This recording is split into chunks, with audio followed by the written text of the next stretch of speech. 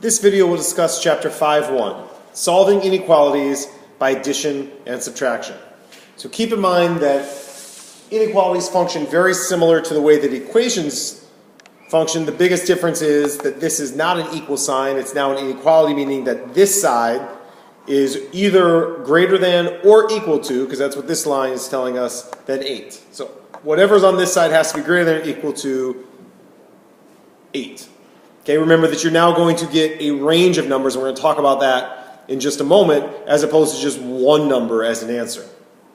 But to solve this, I'm going to solve it very similar to the way that I would solve problems in the past. Since this is a negative 12, I'm going to add 12 to both sides.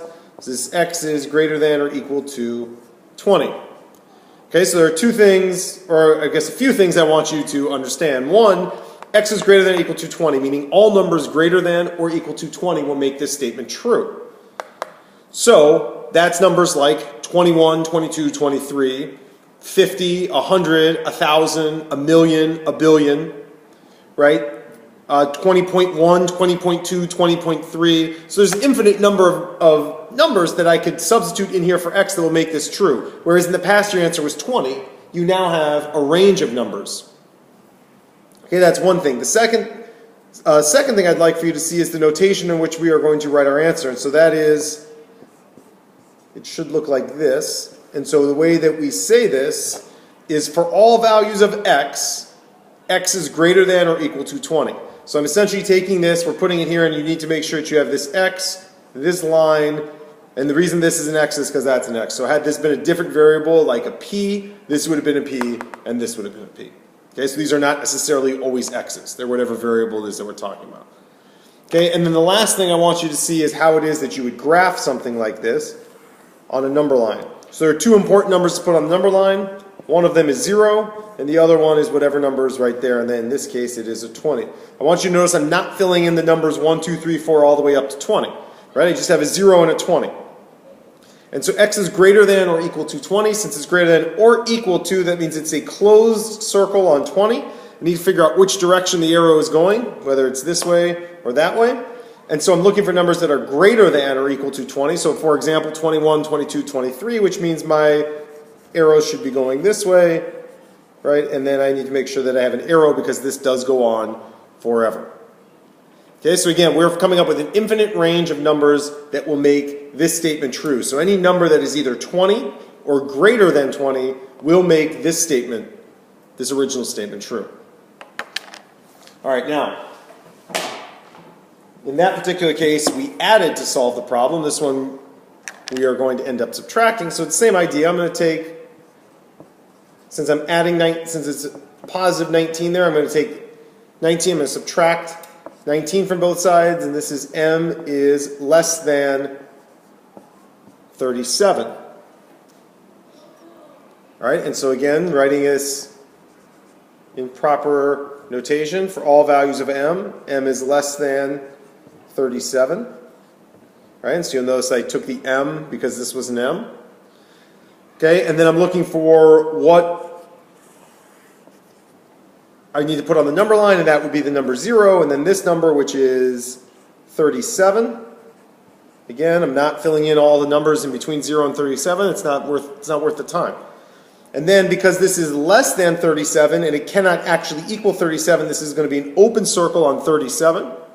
I need to figure out which direction my arrow is going, and since I'm looking for numbers less than 37, that'd be like 36, 35, 34. So my arrow is going to go this way. I want you to show that it goes past the number 0 and then goes on forever. So the key thing, or the reason why we have 0, is because we want to make sure we understand, is it going into the negative numbers, right? And the reason why we have 0 here is because it's the divider between the positive and the negative.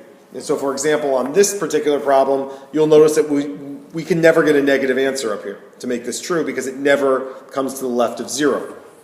Whereas this one, we know the negative numbers would make this statement true, right? And you could substitute a number in there like negative 100 and see if it works, and it would be less than 56. Okay, again, we're looking, it's a range of numbers. So the answer is not 37. The answer is for all values of m, m is less than 37, so it's any number that is less than 37. Whether that's 36.99 or all the way down to negative 1 billion. right? All numbers less than 37. Okay, and then finally, how do we solve a problem when there is a variable on both sides? It's going to be very similar to what we did before.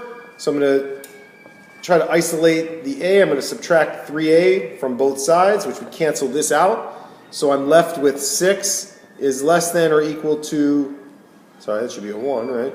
1a. Okay, now, I'm going to come back to this in just a second. Remember, I want to write my answer in the fancy parentheses because it's a set of numbers.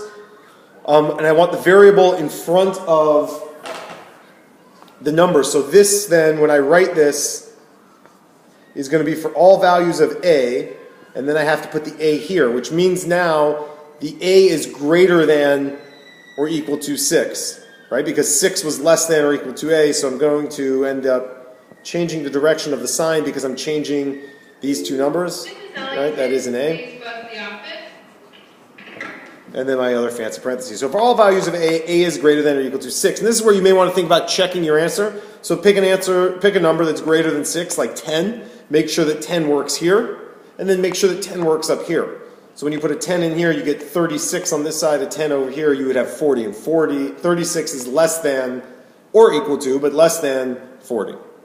Right? And then when I'm creating my number line, again, I'm going to put the number 0 on there and the number 6, since that's a 6. It's a closed circle because it can actually equal 6, right? That's what this tells me. And I'm looking for numbers that are greater than or equal to 6, 7, 8, 9, so that would be this side, right? And then this thing goes on forever. All right, so that's all we got for you in solving inequalities using addition and subtraction. Please don't forget to do the problems on the bottom of the page. Thanks for watching the video. See you in class.